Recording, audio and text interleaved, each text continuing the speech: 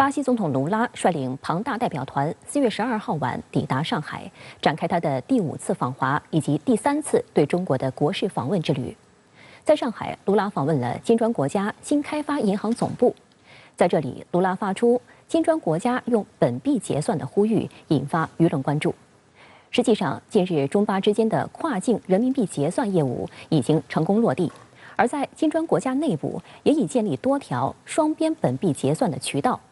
中巴联手推动国际货币多元化探索有何重要意义？卢拉此番访华还有哪些亮点值得关注？来看报道。13号上午，巴西总统卢拉访问金砖国家新开发银行总部，并出席巴西前总统迪尔马·罗塞夫担任新开发银行行长的就职仪式。这是首次有国家元首访问位于上海的新开发银行总部。在致辞讲话中，卢拉回忆起在2003年至2010年他出任巴西总统时，非常荣幸地多次参加了20国集团等组织的峰会，也和中国、俄罗斯、印度以及南非开了很多次闭门会议。那时我们就想成立一个自己的开发银行。每到晚上，我都会想一个问题：为什么所有国家都要用美元来结算？为什么不能是人民币或者其他货币成为国际结算货币？致辞中，卢拉继而呼吁金砖各国使用本币进行结算。我知道大家都习惯了使用美元，但为什么金砖银行不能用自己成员国的货币来提供贷款？21世纪，我们可以做不同的事。深圳卫视注意到，金砖国家新开发银行的概念在2012年提出。当年，英国《金融时报》对这一设想评价称，金砖国家新开发银行将成为1991年欧洲复兴开发银行成立以来设立的第一个重要多边贷款机构，而其成立的背景就是2008年的全球金融危机。成立的目的就是金砖国家要为避免在下一轮金融危机中再受到货币不稳定影响时，构筑起一个共同的金融安全网。2014年7月，在巴西举行的金砖国家领导人第6次会晤中，呼吁已久的金砖国家新开发银行敲定了，启动资金为1000亿美元，由中国、巴西、俄罗斯、印度和南非这5个创始成员平均出资，总部设在中国上海。2015年7月，金砖国家新开发银行正式开业。近2年，孟加拉国、阿联酋、埃及陆续加入金砖国家新开发银行。卢拉总统此番到访金砖新开发银行，呼吁金砖国家之间用本币来结算贸易、提供贷款，引发舆论极大关注。媒体关注到，伴随卢拉访华，12号就传来了巴西跨境人民币结算业务成功落地的消息。中国工商银行巴西有限公司日前成功办理首笔跨境人民币结算业务，贸易双方不再使用美元为中间货币，在清算效率、汇兑成本等方面均体现出显著优势。今年2月，中国人民银行宣布与巴西央行签署在巴西建立人民币清算安排的合作备忘录，两国企业和金融机构可以使用人民币直接结算。本次跨境人民币结算业务的成功落地，标志着两国企业在贸易和投资往来中拥有了更多币种选择，将为经贸往来和金融合作注入新活力。深圳卫视注意到，在金砖国家内部已经建立多条双边本币结算的渠道。俄罗斯卫星社4月11号报道，3月份人民币在俄罗斯外汇市场交易的总份额升至创纪录的39%，而美元份额则为34%。在与俄罗斯的石油贸易中，中国越来越多地使用人民币。一些俄罗斯商业银行还发行了人民币债券。印度第一邮报则称，印度也一直在努力摆脱美元，甚至创建一种金砖新货币的倡议，也将于8月在南非金砖国家领导人年度峰会时讨论。值得一提的是，美国福克斯新闻网报道称，美国前总统特朗普当地时间12号在接受福克斯新闻记者塔克·卡尔森采访时就发出警告，脱离美元本位制，这相当于美国要输掉一场世界大战。 I heard a couple of people say, well, the dollar will never lose the dollar standard. Are they kidding? And if that happens, that's like losing a world war. 世界去美元化，这个是大势所趋。这个板子应该打在美国身上，因为美国为了一己私利，不顾其他国家金融安全，肆意加息，导致发展中国家和新兴国家通货膨胀和资金外流。在这样的背景下，尽管增加这样的一个选项是一小步，但是无疑的推动了国际货币或者国际金融多元化这样的一个进程。卢拉在首站上海的访问，参观华为创新中心的行程也值得关注。据中国国际电视台报道，13号下午，卢拉来到华为上海研究所参观。华为上海研究所成立于1996年，2010年入驻金桥基地。该所重点关注无线通信的研究和产品开发，主要从事无线网络、旗舰智能手机、智能汽车、数字能源等产品和解决方案的研发。实际上，卢拉将参观华为在上海的创新中心的消息一经爆出，就受到美媒的特别关注。美国彭博新闻社12号报道声称，卢拉此举可能会惹恼美国，因为华盛顿一直指责华为参与所谓对美间谍活动。面对美媒炒作，在卢拉访华前的新闻发布会上，巴西外交部长维埃拉就表示，巴西希望与世界各地的每个人都保持良好而密切的关系，访问华为不应该被视为挑衅。既然总统访问其他国家，他就会访问这个国家的公司。维埃拉介绍，卢拉总统受到了华为的邀请，而该公司在巴西运营已有25年。众所周知，华为在 5G 领域的强势崛起，撼动了美国在通信行业的霸主地位。2019年就开始对华为进行打压，污称华为 5G 设备不安全，拉拢盟友伙伴一起对华为进行抵制。不过，美国疯狂破坏与华为合作伙伴的关系，除了一些所谓的盟友，并没有在更多的国家奏效，比如土耳其和巴西。2022年3月，在西班牙巴塞罗那举行的世界移动通信大会期间，巴西电信运营商 TIM 与华为签署了 5G City 联合创新合作备忘录，将共同打造巴西绿色城市库里提巴，使之成为巴西首个 5G City 样板城市。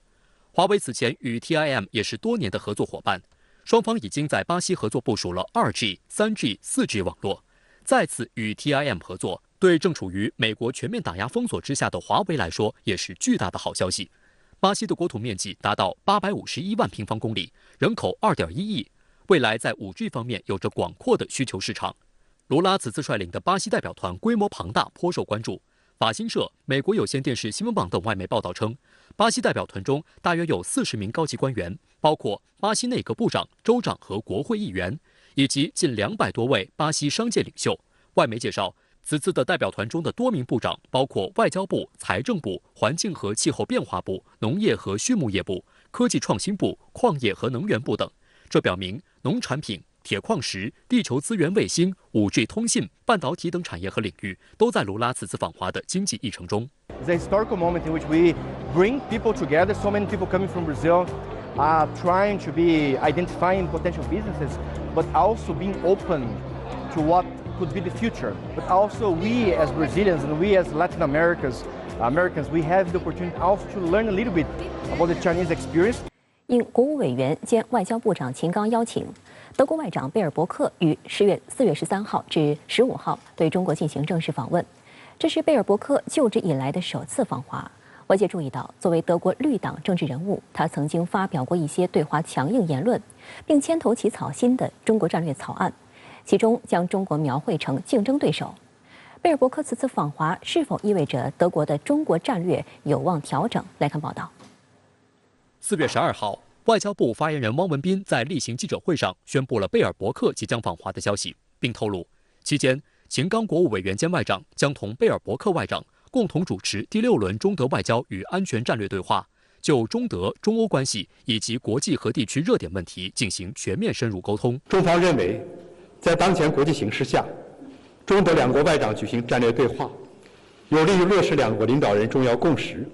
强化战略沟通，巩固战略互信，深化战略合作，继续丰富中德全方位战略伙伴关系内涵，共同应对全球性挑战。德国《明镜周刊》援引知情人士的话披露，贝尔伯克13号首先抵达天津，参观一家教授德语的学校，并会见当地的德国企业代表。与中国政府的会谈则计划在14号在北京举行。德国媒体预测，俄乌冲突很可能成为焦点。有德媒注意到，贝尔伯克曾批评北京在俄乌冲突上的立场，称作为联合国安理会的成员，中国在这一问题上实际上有特殊的责任。但在不久前举行的 G20 外长会上，贝尔伯克也曾明确表示，重视中方关于和平解决乌克兰问题的12点主张。需要指出的是，执掌德国外交部以来，贝尔伯克曾在不同场合针对涉疆、涉台、涉海、北京冬奥会等问题发表了一系列对华强硬言论。德国政府的总体中国战略本应在今年3月出炉，但由贝尔伯克牵头草拟的方案被公开后，对抗中国的意味明显。其中不仅大谈如何减少对华经济的依赖，更将中国假设为所谓制度性的竞争对手，在德国政坛引发争议而难以推进。明镜周刊评论称，贝尔伯克此次访华，德国政府的中国战略应该也是讨论话题之一，这也给了德国外交部一个调整战略的机会。最终文件可能将贝尔伯克此行收获写入。贝尔伯克他上台之后呢，他就主张要加强对华的价值观外交，包括要和一些比较敏感的，比如说人权议题、可持续发展议题这样一些问题进行挂钩。那么在这种背景之下，中德关系可以说是进入了一个调整的阶段。在这种情况下，第一是德国政府内部他自己需要统一立场，那么第二呢，他就是在最近这个中国战略上，他其实有不一样的声音，那么他自己也要去协调内部的这种声音，包括就是说如何更好的处理对华关系，建立在一个什么新的基础之上。我想贝尔伯克他自己需要确定一个方向，需要更加明确这样一个关系。观察指出，在当前的国际形势下，中国在全球政治的影响力越来越大。实际上，包括贝尔伯克在内的欧洲政治人物心知肚明，与中国所谓的脱钩绝不可能。欧洲需要在俄乌冲突、安全贸易等问题上保持与中国的密切沟通。此外，中国的市场也是不可忽略的因素。贝尔伯克是近期继西班牙首相桑切斯、法国总统马克龙、欧盟委员会主席冯德莱恩之后访华的又一欧洲政要。对于欧洲掀起的访华热，美国政治新闻网欧洲版日前刊文称，一方面，欧洲各国试图就乌克兰危机、安全与贸易等问题上的分歧与中方展开沟通；另一方面，不少欧盟成员国承认，不论国际局势如何，欧洲作为世界重要的第三级力量，不能盲目跟随美国的恶华战略而失去中国，应继续与华接触。持这一观点的代表人物正是刚刚结束对华国事访问的法国总统马克龙。8号，他在回国的专机上对媒体直言，欧洲必须加强战略自主性，顶住成为美国追随者的压力。马克龙还表示，在台湾议题上，对欧洲而言，最坏的情况就是跟随美国的政治议程。同时称，欧盟不应该陷入世界的混乱和不属于欧洲的危机。上述言论在欧媒引起广泛讨论。法国24电视台报道称，马克龙的涉华言论受到美方的批评。不过，他12号在访问荷兰期间，与荷兰首相吕特举行的记者会上重申，成为美国的盟友，并不意味着要成为他们的附庸。Ally doesn't mean being a vassal. It's not because we do things together that we can't think alone. 关于台湾问题，马克龙则强调，巴黎支持一个中国政策，并寻求和平解决局势的方案。对于美国前总统特朗普批评他逢迎中国，马克龙反指特朗普的言论正反映，有部分人正寻求加剧台海紧张局势，因此不予置评。马克龙同时强调，法国不支持挑衅行为及不切实际的政策。马克龙在海牙一家荷兰研究机构发表讲话时，再次强调欧洲主权，称欧盟必须在贸易、工业等5个关键领域确定自主立场。法国《世界报》称，马克龙认为战略自主性是他担任总统的一个重要方针。他一再呼吁加大对国防能力的投资，加强欧盟内的合作，不能过分依赖于美国。同时，也希望欧洲能够加强自己的外交政策，通过更加协调的方式来维护欧洲的利益和价值观。马克龙的相关言论也获得了越来越多欧洲国家的赞同。欧洲理事会主席米歇尔11号就公开表示，欧洲领导人正越来越支持马克龙避免成为美国追随者，加强战略自主性的主张。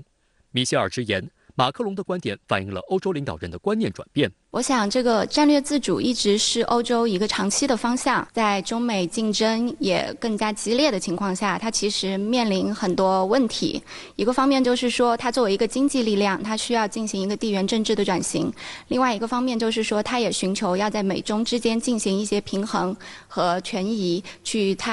照顾它自己的利益。相关话题来连线特约评论员管瑶。管先生您好。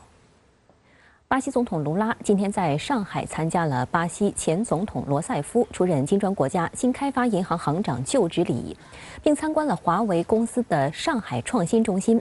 但美媒却大肆炒作卢拉走访华为公司会惹恼美国。那么，管先生，您对此如何看？好的，主持人。那么，美国彭博社昨天的报道标题呢，就说 Lula to visit Huawei site in Shanghai, potentially irking U.S.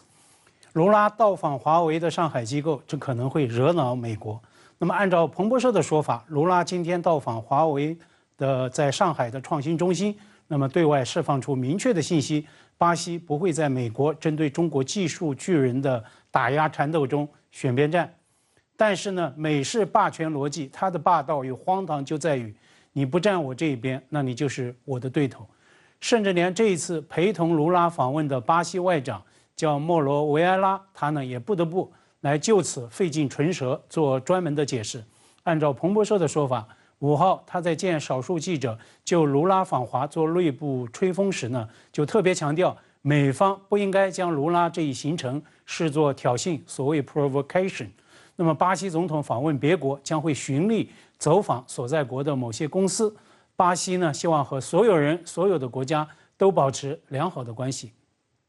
在舆论造势施压之外，美方是否对巴西总统此访搞了外交动作，我们呢不得而知。但是呢，我注意到美方已经有人多次警告巴西，如果与中国在微电子领域发生关系，那么巴西的半导体产业将会受影响，这是赤裸裸的威胁。但显然，美方的施压威胁无效，美方的恼火也被无视。巴西守住了作为南美主权大国它的外交原则与立场。华为植根服务巴西市场已经有20年之久。那么，华为世界级的通信技术产品契合南美最大经济体的市场需求。就连彭博社也承认，2年前当美国联邦通信委员会将华为推上所谓不可接受国安风险的黑名单，但是呢，恰恰在此前后啊，华为在巴西赢得了服务全境的5G 设备的供应大单。当然呢，这一很美国、很荒唐的外交插曲，也从侧面在见证美国对中国通讯科网巨头的打压毫无底线可言，无所不用其极。另外要注意的一个时点背景就是，美国众院下周呢将会投票表决所谓反制境外不受信任电讯公司法案。那么路透社昨天发自华盛顿的电稿说，该法案就是要瞄准华为与中兴等等中企。那么这也预示着美方以国家之力推行的企业霸凌与围堵还将会持续的加码升级。那在您看来，巴西总统此访有哪些特别看点呢？那么相信啊，今天很多人都像我一样注意到了这段视频。当卢拉总统一行下榻进驻上海那家酒店时啊，迎宾的老年爵士乐队奏响了巴西的民歌《在路旁》，这是大上海的腔调，这呢也是很中国、很热忱的迎宾礼数。巴西总统这次中国行因为个人健康原因被推后了几周。但是呢，推迟来华的访问团现在啊反而规模更大，光议员呢就多出了10几位，还包括随行的240位商界代表。我想这充分见证了巴方对推进双边合作、对深化巴中全面战略伙伴关系的强烈的意愿和动力。巴西外交部在卢拉行前就强调，这是卢拉第3次就任总统之后对西半球以外国家的首访。是彰显经济、贸易与政治重要性的访问。那么，这从今天卢拉在沪的系列行程就可以得到见证，见证的是中巴关系的深度与广度。巴西前总统罗塞夫就职金砖银行的行长，而巴西、中国呢都是金砖俱乐部的成员。罗塞夫也被认为是卢拉的政治盟友，甚至被看作是他的政治门徒。此前啊，中巴也刚刚签署了人民币结算协议，2个经济大国的携手在双边、在地区等等多个层面的深度合作，将为推动全球经济治理、构建更加合理、更加公平的国际金融秩序做出重要贡献。卢拉访华的最大看点，无疑是明天中巴元首的会晤。巴西外交部已经预告了，那么此访将会签署20项协议，而卢拉访华的一个最主要的议程，就是巴西将会加入“一带一路”的倡议。相信啊，明天会就此传来好消息。而随着南美最大经济体的正式加入，“一带一路”朋友圈将会再度扩容。中国元首亲自筹划、鼎力推进的“一带一路”倡议，正在深刻的影响，并且在塑造世界。我们也知道，上周呢公布的中法联合声明已经确认，法方将会参与今年在华举行的第3届“一带一路”国际合作高峰论坛。巴西总统会不会做出同样的承诺，值得密切关注。那么这也预示着今年的“一带一路”论坛特别值得期待，中国的主场外交特别值得期待。法国总统马克龙强调，欧洲在台湾问题上不应成为美国附庸的言论，遭到大西洋两岸的同步围攻。您对此有何观察？围攻这个说法确实很精准，也很形象，是当下法国总统的真实处境。那么围攻到了什么样的程度呢？甚至连美国史上最烂国务卿蓬佩奥，他作为过气的政客，也在蹭热度，在带节奏。昨天在电台节目中蓬佩奥就指责马克龙的表述 galling 令人火大，美国应该清楚向法国表明马克龙的观点不可接受。路透社周二发自巴黎的分析电稿也在大肆炒作，说马克龙推动欧盟对华统一立场的目标正在被他访华的相关言论在显著削弱。捷克外长利帕夫斯基呢接受路透社采访时就说，美欧保持跨大西洋的关系强劲，这呢是欧洲安全的基础。欧洲加大自身的安全投资，这也并不构成对欧美合作的限制。云云。法国总统上周在广州松园和中国元首临行告别之际曾由衷地表示说，这2天里我们的交流友好深入，使我进一步领略了中国悠久灿烂的历史文化，增进了对现代中国治国理政理念的了解。那么台湾问题作为中国国家核心利益中的核心，作为对外关系中不可逾越的红线，马克龙通过为期3天的国事访问，特别是与中国元首的连场深入的沟通交流，应该有了更加清晰全面的认知与判断。所以有理由相信，法国总统在专机上接受本国报章《回声报》与美国政治网站采访时的表态，就是他的由衷之言。那么这实际上也是他追求欧洲战略自主的一贯主张。周三在访问荷兰期间，马克龙呢，他也再度回应所谓风波，强调法国与欧洲在台湾问题上的立场完全一致，支持一个中国，反对改变现状。但是呢，马克龙对欧洲不做美国附庸的强调，明显呢犯了华盛顿的大忌。那么既然白宫对别国总统外访去哪家公司都要插手，那么就更不能容忍盟国的领导人公开大谈所谓的外交独立性了。归根结底，这场言说风波关乎欧洲人到底有没有战略自主，到底能有多少战略自主。中国驻欧盟大使傅聪日前在接受《纽约时报》采访时他提了一个很扎心的追问：欧盟自称是一个大中心，一个世界权力中心，一个独立的世界权力中心，那么就和美国、中国一样，那么欧盟为什么必须一直听命于美国呢？对此马克龙必须做出回答，欧盟呢更要做出回答。好的，谢谢管先生在线与我们分享您的观点，谢谢。今天的嘉宾是岛内名嘴、台湾政治大学副教授赖岳谦。赖岳谦在接受深圳卫视专访时表示，此次围岛演练是一场军事专业化非常高的实战演习，向美日以及台军方展现出解放军强大的作战实力。对于美台相互勾连，4月8号至10号，解放军东部战区在台海及附近海空域组织实施一系列反制行动，圆满完成环台岛战备警巡和联合利剑演习各项任务，全面检验了实战条件下部队多军兵种一体化联合作战能力。时间点很明白的，就是很快的时间内就直接告诉你，美国、日本跟台独解放军随时有能力组织一个高强度的军事演习，那这个就释放出东部战区是随时都可以发动一场攻击。这一次准备的时间周期短，这么大的军事演习，那不是小事情，那也不是一个很简单的事情。而在这一次就3天的军演中，飞机的架次比过去裴洛西的7天的军演还要再多。我们就可以看到，这个解放军在这个时机点也要向美国、向日本、向台独这一方面展示出解放军的实际上的作战能力，所以时间点挑的是很有意义的。本次演习是一次多军兵种联合行动，有极强的针对性。从公开的视频画面看，解放军陆、海、空、火箭军等各兵种之间密切配合，展示出强大的联合作战能力。此外，演习的每个阶段强调的重点都不一样。比如8号的演练，重点是检验联合作战体系支撑下夺取制海权、制空权、制信息权能力。9号，多军兵种部队在战区统一指挥下，对台岛及周边海域关键目标实施模拟联合精确打击，持续保持围岛进逼态势。这个很明白了，制空制海权还有信息权都能够完全掌控之后，你渡海作战才有这个条件。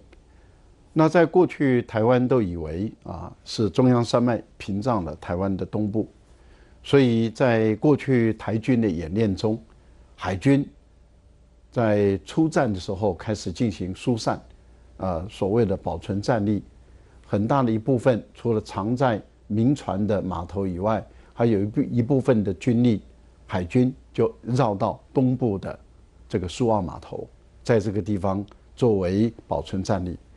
那战机马上就飞到了台东的志航基地或者是嘉山基地，作为战力保存的一个疏散的作为。那这次解放军不管从台湾的北部、南部、东部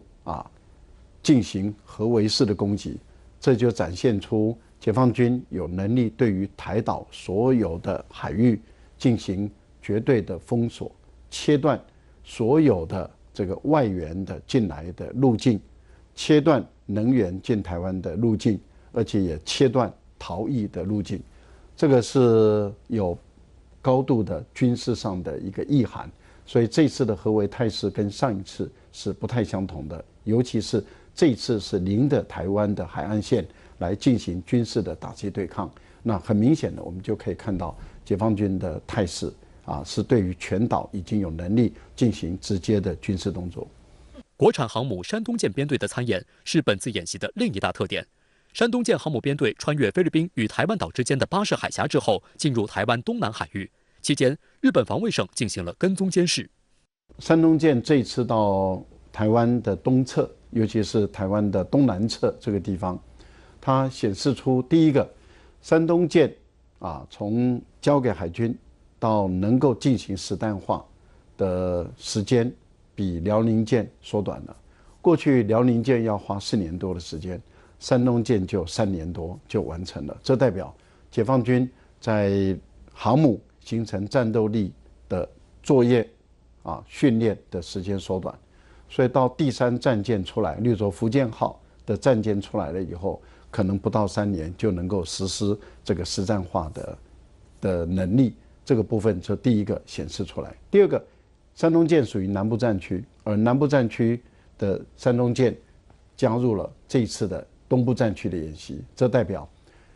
未来的作战不会只是东部战区的事情，而是东部战区是